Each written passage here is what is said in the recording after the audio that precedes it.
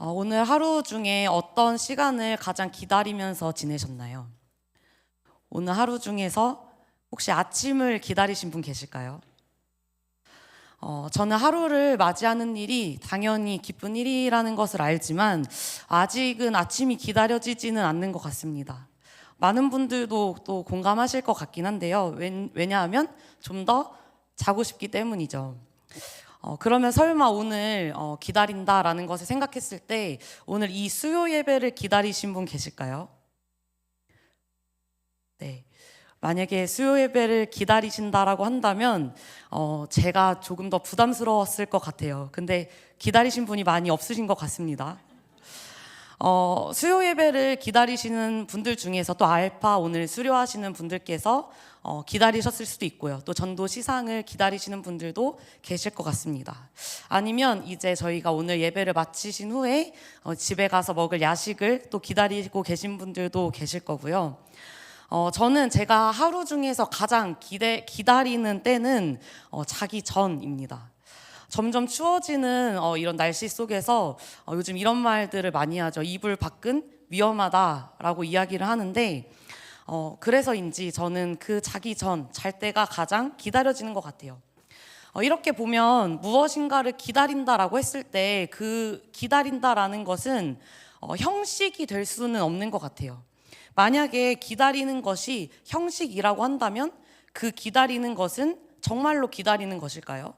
정말로 기다리지 않는다라는 것이겠죠. 기다림이 형식이라면 사실은 기다리지 않는다라고 표현할 수 있을 것 같습니다. 저희는 지금 이제 4주 동안이나 4번의 촛불을 밝히면서 대림절을 보내고 있는데요. 내일이면 정말로 D-Day입니다. 하지만 오늘까지는 아직 이제 대림절로서 저희가 보내고 있는데 대림절, 예수님의 오심을 기다리는 절기입니다.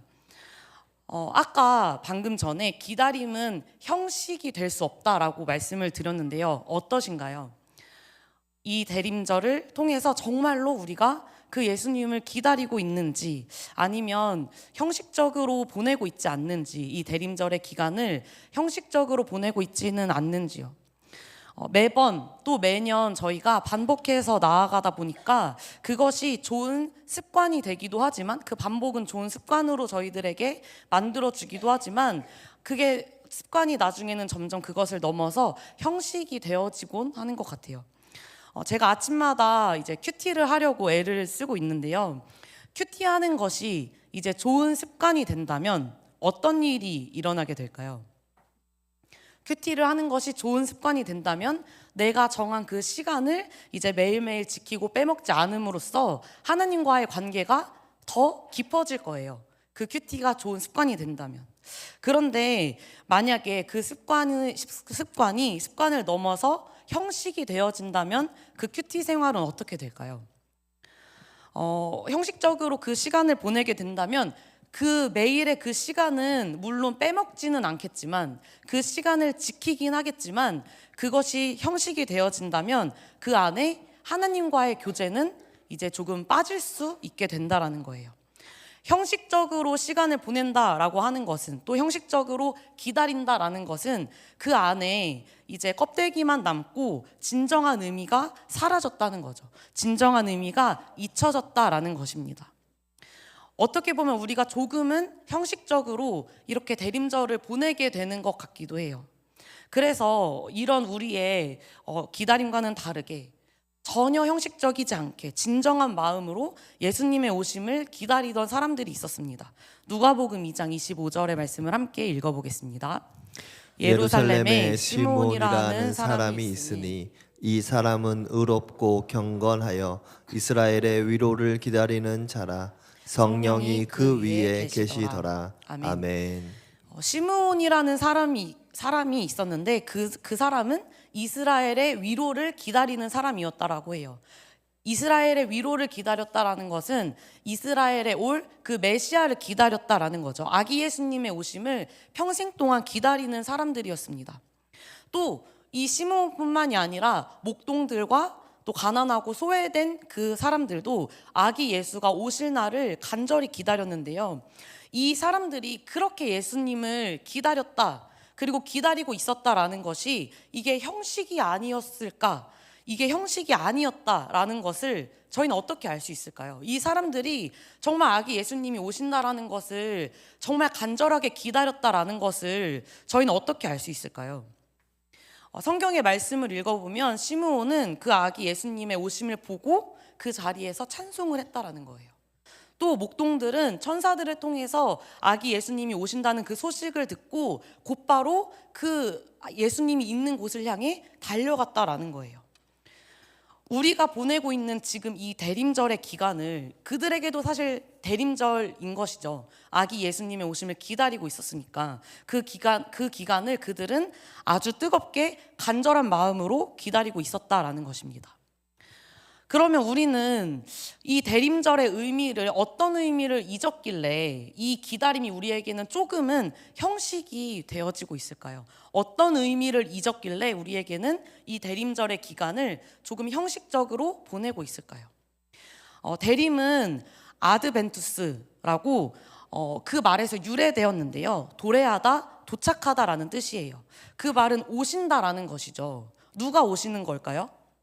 대림절의 그 오심은 아기 예수의 오심인 거죠. 그래서 이 대림절이라는 뜻은, 대림, 오시다라는 그 말은 아기 예수님의 탄생으로 예수님께서 처음 오신 그 초림을 의미하기도 하고, 또 다시 오실 예수님, 이제 재림하실 예수님, 재림의 의미를 말하고 있다라는 거예요. 대림절의 의미는 초림도 있지만 재림도 있다라는 거예요. 그래서 시므온이 정말로 그랬던 것처럼, 시므온과 또 가난하고 소외된 자들이 그랬던 것처럼 우리 또한 이 대림절에 우리도 그냥 그것을 기념하면서 기다리는 것이 아니라 우리도 정말로 기다려야 하는 것이 있다라는 것입니다. 이미 예수님께서 이 땅 가운데 오셨으니까 그 예수님의 나심을 기념하는 그 성탄절을 기다릴 뿐만 아니라 예수님의 다시 오심을 우리는 그 사람들과 같이 기다려야 한다라는 거예요. 우리 옆 사람과 함께 이렇게 인사해 볼까요? 예수님은 다시 오십니다. 아멘. 예수님은 다시 오십니다. 우리는 다시 오실 예수님을 이 대림절의 기간 동안에 기다리고 있다라는 거예요. 그러면 여러분, 이 기다리다라는 뜻을 한번 생각해 봤을 때 기다리다라는 뜻이 사전적으로 그 정의가 어떻게 될 것 같나요? 한번 스스로 기다리다를 정의를 한번 해보시면 그 정의는 어떻게 풀려지게 될까요? 기다린다라는 것을 저희가 이제 생각을 하게 되면은 기다리다라는 것은 되게 가만히 있다라고 정적인 분위기를 연상케 하지 않나요? 기다리다라는 것은 가만히 있는 것과 같은 정적인 분위기를 연상케 합니다. 이게 틀린 것은 아니지만 그렇게 가만히 있다라는 것은 기다림의 태도일 뿐인 거예요. 가만히 있으면서 기다린다. 기다림의 태도일 뿐인 거죠. 기다리다의 사전적 의미는 어떤 정의냐면요. 어떤 사람이나 때가 오기를 바란다라는 거예요. 어떤 사람이나 때가 오기를 바란다. 바란다라는 것은 무엇일까요? 마음의 상태를 의미하는 거죠. 기다린다라는 것은 마음의 상태인 것입니다. 바라는 마음의 상태. 그러면 기다린다는 것은 마음일 뿐 사람마다 기다림의 모습이 다르다라는 것이죠. 그래서 정말로 기다린다면 그 기다림에 합당한 태도가 나온다라는 거예요. 시므온이 아기 예수님의 나심을 보고 찬송했던 것처럼 또 목자들이 아기 예수님이 이 땅 가운데 오신다라는 소식을 듣고 곧바로 그 예수님의 계신 곳을 향해 달려갔던 것처럼 그 태도가 이 사람이 얼마나 기다렸냐라는 것을 보여준다라는 거예요. 예를 들어서 저의 남편이 예일 뿐입니다. 저의 남편이 저한테 보고 싶다라고 얘기를 해요. 기다린다라고 만약에 저에게 이야기를 합니다. 그러고 나서 제가 딱 집에 들어갔는데 분명히 보고 싶다고 하고 기다린다고 했는데 현관 앞에 아무도 나와 있지 않아요. 그래서 들어가 보니까 방을 열어보니 헤드셋을 끼고 컴퓨터를 하고 있어요. 만약에 그렇다면 남편은 정말 저를 기다렸다고 할 수 있을까요? 말로만 한 것이죠. 그 기다림은. 반대로 그러면 돌아온 탕자의 이야기에서 그 둘째 아들이 집으로 돌아오게 되는데요. 집으로 돌아왔을 때 이 성경의 표현에서 아버지가 어떻게 반응을 하냐면요. 아들이 돌아오는 것을 보고 멀리 있는데 아직도 먼데 그를 보고 달려갔다라고 해요. 그 아버지의 모습을 봤을 때 아버지는 돌아온 탕자를 정말로 기다린 것인가요? 기다리지 않은 것일까요? 기다렸다라는 것이죠. 정말로 그가 오기를 바랬다라는 거예요. 저희가 오늘 읽은 본문의 말씀에는 이제 모세의 이야기가 나오죠. 이 모세도 기다렸던 것이 있습니다. 이 모세는 어떤 걸 기다리고 있었냐면요. 바로 가나안 땅에 들어가는 것을 기다렸다라는 거예요. 그런데 모세가 가나안 땅에 들어가기를 기다렸다라는 것을 저희가 어떻게 알 수 있을까요? 모세가 이스라엘 백성과 그 광야 생활을 하는 도중에 어떤 한 사건으로 인해서 모세에게 하나님께서 선포를 하셨어요. 너는 요단강을 건너지 못할 것이다. 너는 가나안 땅을 들어가지 못할 것이다 라고 하나님께서 모세에게 선포를 하십니다. 그랬더니 이 모세가 어떻게 했나요? 오늘 읽었던 신명기 3장 23절을 함께 읽어보겠습니다. 그때 내가 여호와께 간구하기를 아멘. 아멘. 간구하기를 이 단어를 공동 번역본으로 보면요. 이 말은 이렇게 해석이 되어 있습니다. 그리고 나는 야훼께 빌었다. 모세는 그 가나안 땅을 그리고 가나안 땅에 들어가는 날을 간절하게 기다렸기 때문에 간절히 바랬기 때문에 빌었다라는 거예요. 그의 태도를 통하여서 그 기다림의 간절함을 모세가 정말로 거기에 들어가고 싶었구나라는 것을 저희는 발견할 수 있는데요. 그러면 이 대림절의 기간 우리는 예수님의 다시 오심을 얼마나 기다리고 있을까? 예수님의 재림을 얼마나 기다리고 있을까? 우리의 태도와 이 모세의 태도를 비교해 보기를 원하는데요. 만약에 하나님께서 모세에게 말씀하신 것과 같이 저희에게 말씀하신다라고 생각하고 이제 말씀 한 구절을 읽어보려고 하는데요. 이 말씀이 지금까지 저희가 이제 수고롭게 또 사역하고 또 하나님의 말씀에 따라 산 우리에게, 수고한 우리에게 주시는 말씀이다. 힘든 우리에게 주시는 말씀이다라고 생각하면서 함께 26절의 말씀을 읽어보겠습니다. 26절의 말씀입니다. 여호와께서 너희 때문에 내게 진노하사 내 말을 듣지 아니하시고 내게 이르시기를 그만해도 좋하니 이 일로 다시 내게 말하지 말라. 아멘. 아멘. 수고롭게 사역하는 우리에게 우리 알파 스태프분들도 한 오랜 기간 동안에 수고롭게 사역을 하셨을 것 같습니다. 또 전도의 열매를 맺기 위해서 열심을 다하여서 그 일들을 감당하셨을 것 같아요. 또 여기에 계신 많은 분들께서 각자의 맡은 사역을 수고롭게 하셨을 것 같은데요. 그 수고로운 우리에게 하나님께서 말씀하시는 거예요. 누구야, 그만해도 족하다. 이제 정말 그만해라 라고 말씀하시면 우리는 어떻게 반응할까요? 우리 옆 사람에게 이렇게 인사해 보겠습니다. 축하드립니다. 축하드립니다라고 저희는 인사를 한 것처럼 이 모세와는 다르게 우리는 하나님께서 이제 그만해라 라고 하면 오히려 감사합니다 라고 하면서 그만둘 것 같은 우리의 모습 아닐까요? 웃으면서 이렇게 이야기를 하고 있지만 정말로 그 맡겨진 일들이 너무나도 고될 뿐만 아니라 또 상처가 되기도 해서 사람들과의 관계로 그 사역의 힘듦으로 상처가 되기도 해서 당장이라도 내려놓고 싶기도 하죠. 저희들은 또 이런 태도가 나오는 것이 당연하기도 해요. 힘드니까. 그런데 모세는 그렇지 않았다라는 거예요. 우리의 고된 상황 또 사람으로 인한 상처 분명히 모세 또한 겪어 나아갔죠. 모세라고 해서 지치지 않았을까요? 그런데 그럼에도 불구하고 이상하게도 또 다시 모세는 그 일을 향해서 가나안 땅을 향해서 나아가기를 원했다라는 거예요. 왜냐하면 모세가 기다리는 것은 분명했기 때문입니다. 24절의 말씀을 함께 읽어보겠습니다. 주 여호와여, 주께서 주의 크심과 주의 권능을 주의 종에게 나타내시기를 시작하셨사오니 천지간에 어떤 신이 능히 주께서 행하신 일 곧 주의 큰 능력으로 행하신 일 같이 행할 수 있으리까. 아멘. 아멘. 모세가 고백을 합니다. 천지간에 어떤 곳에도 하나님과 같은 분이 없습니다. 아는 거죠. 그래서 과거에 행하셨던 그 큰 능력을 넘어서 이제 이 가나안 땅을 정복할 때도 그 행하실 하나님의 그 큰 권능을 기다렸기 때문이라는 거예요. 이것이 바로 기다리는 것에 대하여서 분명할 때, 기다리는 것이 분명할 때 생기는 힘 아닐까요? 저희 본가에 이제 강아지 한 마리가 있는데 이 녀석이 저처럼 저를 좀 닮아서 먹는 거를 엄청 좋아해요. 그래서 원래 겁이 많은데 겁이 많아서 막 장애물이 있고 하수구가 있으면은 거기를 밟지를 못하고 이렇게 피해 다니는 겁이 많은 아이인데 제가 간식을 들고 이 강아지에게 장애물이 있지만 이렇게 하면은 또 이렇게 뛰어 넘어옵니다. 분명히 원래 이렇게 돌아가야 되는데요. 또 하면 또 넘어오고 이런 식으로 막 훈련을 해요. 근데 제 손에 간식이 있으면 이게 어느 때까지도 끝까지 쫓아서 따라온다라는 거예요. 밤이 새도록 하더라도 지치지 않고 할 기세인 것이죠. 왜 그럴까요?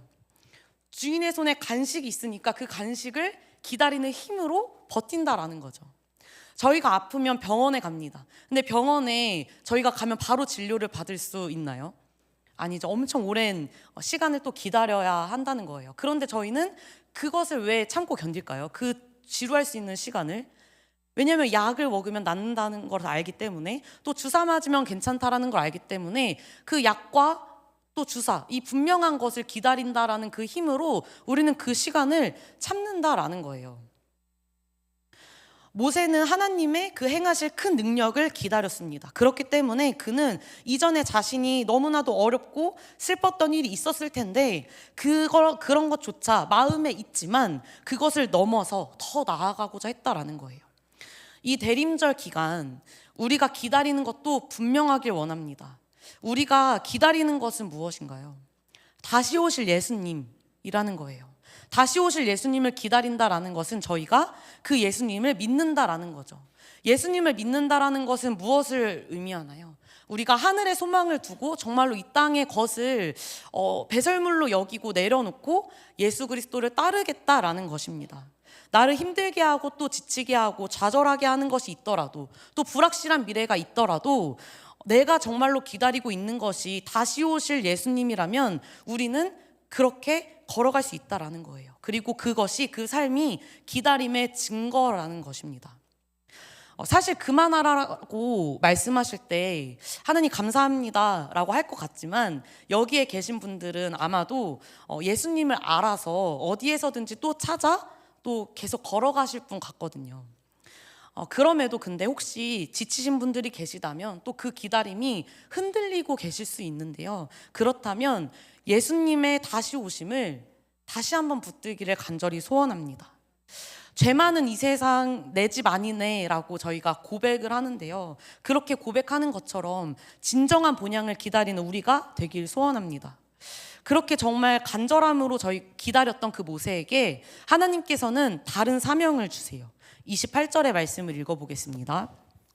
너는 여호수아에게 명령하고 그를 담대하게 하며 그를 강하게 하라. 그는 이 백성을 거느리고 건너가서 내가 볼 땅을 그들이 기업으로 얻게 하리라 하셨느니라. 아멘. 여러분, 이런 상황에서 정말로 내가 기다리고 있던 것이 무엇이었는지 분명하게 드러난다라는 것을 아시나요? 어떻게 보면 이 상황은 나와 하나님과의 갈등입니다. 모세는 이걸 하고 싶은데 하나님께서는 다른 것을 시키고 계신다라는 거예요. 좌절되는 상황이에요. 오히려 모세에게는 차라리 백성들로 인해서 힘들었던 것보다 이 일이, 나는 이렇게 하고 싶은데 하나님은 저렇게 하길 원하시는 그 일이 더 큰 어려움일 수도 있어요. 그러면 새롭게 주어진 이 사명에 모세는 순종했을까요? 순종했다라는 것입니다.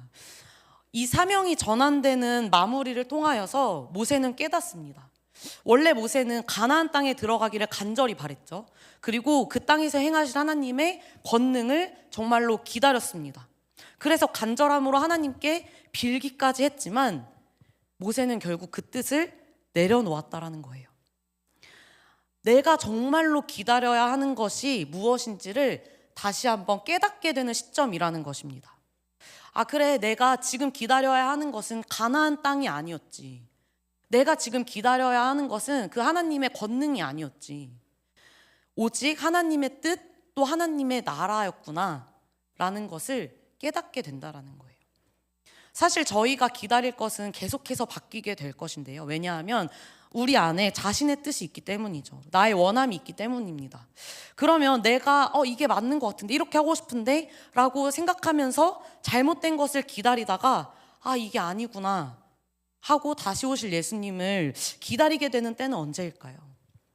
모세처럼 내 뜻이 꺾여 나갈 때인 것입니다. 내가 하나님 앞에 겸손하게 낮아질 때 우리는 정말 제대로 된 것을 다시 기다릴 수 있다라는 거예요. 그래서 내 뜻이 꺾이면서 그 하나님의 뜻을 향해 나아가는 그 모세의 삶은 자신 혼자만의 신앙이 되지 않습니다.